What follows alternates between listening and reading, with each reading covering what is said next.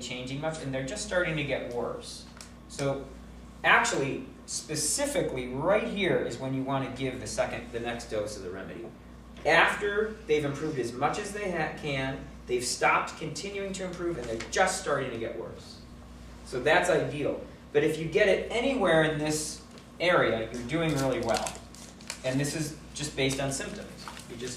That's why we have these follow-ups to assess how are you doing. Are you doing worse or better, or better but the same, still better but starting to worsen? Okay. So does anyone know what this slope is called right here?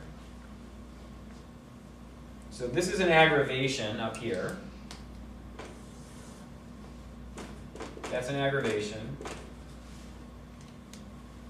This whole downward slope is improvement.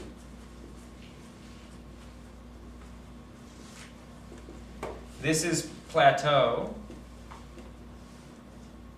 And this is,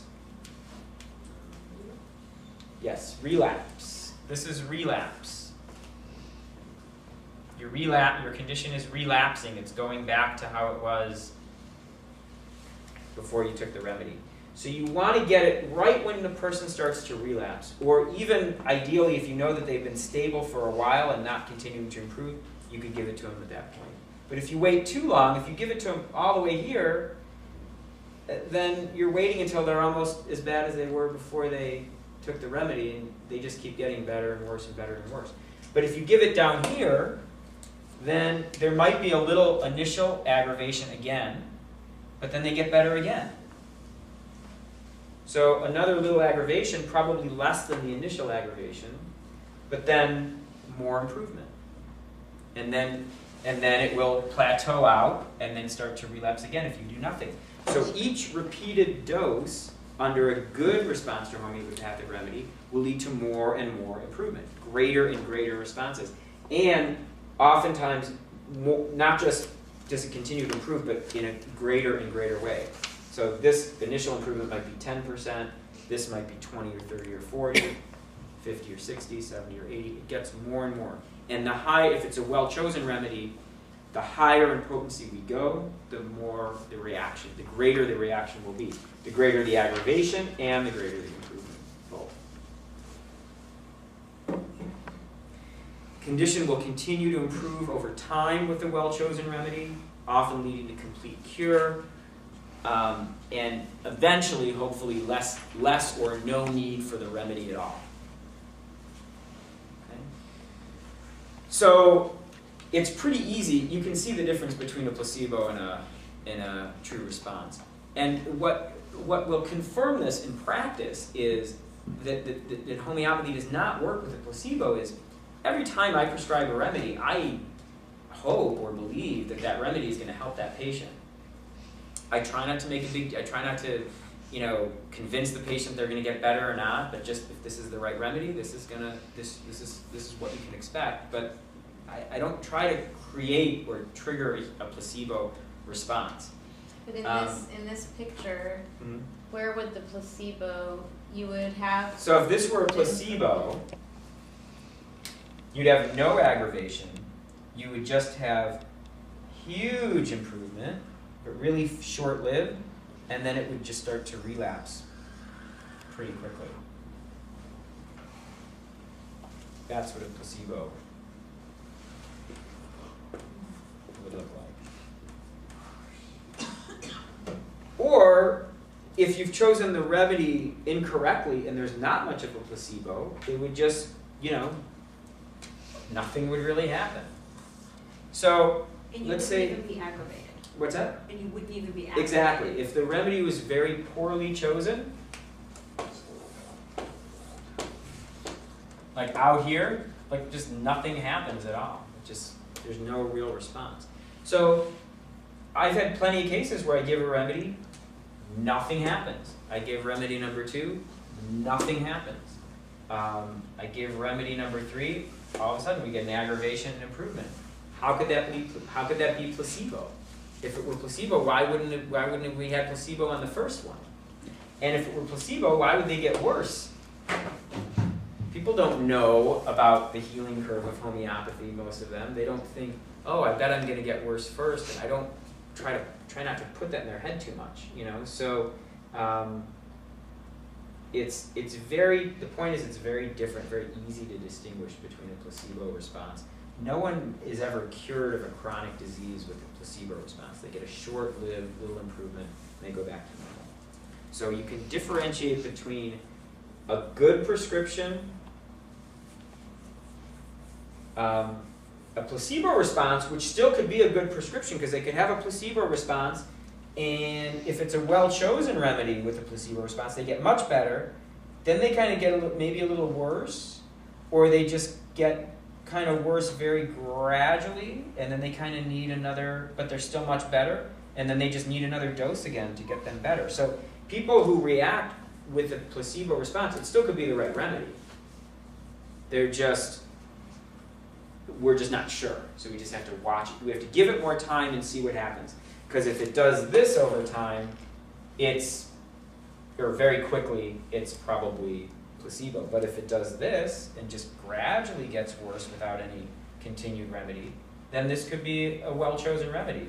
The only way to know is we give it again, and if they keep getting better and better, and the symptoms just keep going down, down, down over the weeks and months, then yeah, maybe they had an initial placebo response, but it's still a good chosen remedy, and they're continuing to improve.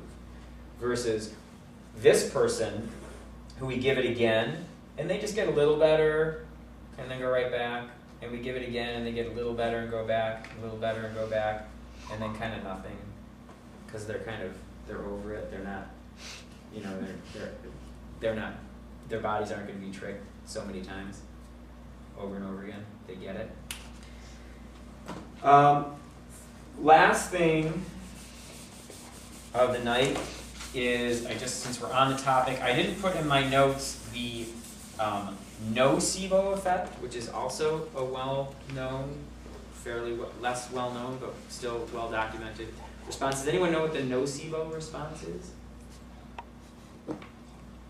So it's the expectation, it's sort of like, if you think of, I'm using the term incorrectly, but like a hypochondriac. It's like someone who has an expectation that they're going to get worse no matter what they take. They're going to get every side effect. They read the side effects on the drugs, and they get every single side effect that happens, even though it's not even really a true side effect. So here's their level of symptoms. You give them the remedy, their symptoms get worse, and then they very quickly, or over time, just kind of go back to the same. And there's not any improvement. And then so you're like, well, that's weird. That looks like a good aggravation, but no improvement. So take it again. Let's see what happens. They get worse again, and then no real improvement. And then you give it again, and they get worse again, and no real improvement. So that's a nocebo response. They just get worse. And then this may not be a nocebo response. It may be that this is just they're a sensitive patient and it's not the right remedy.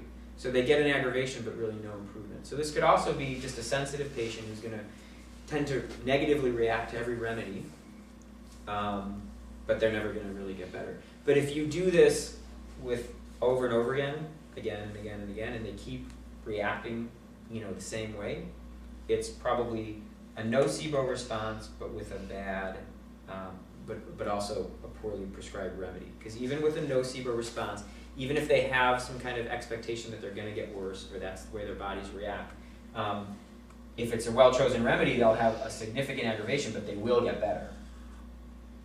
So you can have placebo and nocebo response in a well-chosen or a poorly chosen remedy, and the responses are going to be different. So there's all these different ways that people will respond. Another way to distinguish between, the gold standard way to distinguish between a placebo and a nocebo or a well-chosen remedy is to just give a patient a placebo. Give them a pellet that doesn't have anything in it at all and see what happens. And if nothing happens, then that's a normal response. If they get much worse, you know that person is subject to nocebo. If they get better, you know that they're subject to placebo. It's not something that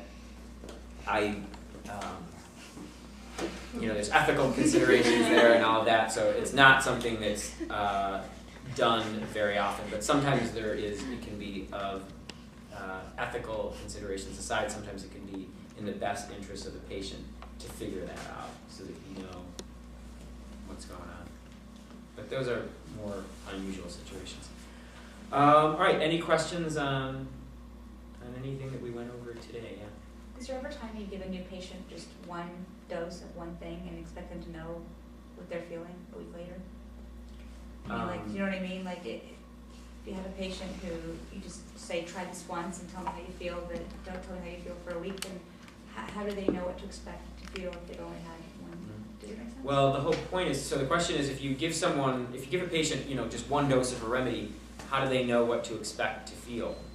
The whole point is we don't want there to be any expectations of how there's no supposed to's, or there shouldn't be an expectation of how you're going to feel. So the idea is you take the remedy, ideally have no expectation whatsoever, and just report back in a week or 10 days or whenever the next follow-up is. In a chronic case, a week or 10 days later. So what happened? So we don't want to put ideas in people's head as to what's going to happen. We just want to get the information and then analyze it. Okay, so if nothing happens and it's just considered you need a new remedy, or would you just try it again maybe a couple times? Right, depending on the case. So the question is, if you give a remedy and there's no response, so then what do? You go to a different remedy. It depends on, it has to be in the context of a whole follow-up, and we'll talk more about how to do a follow-up. But maybe they had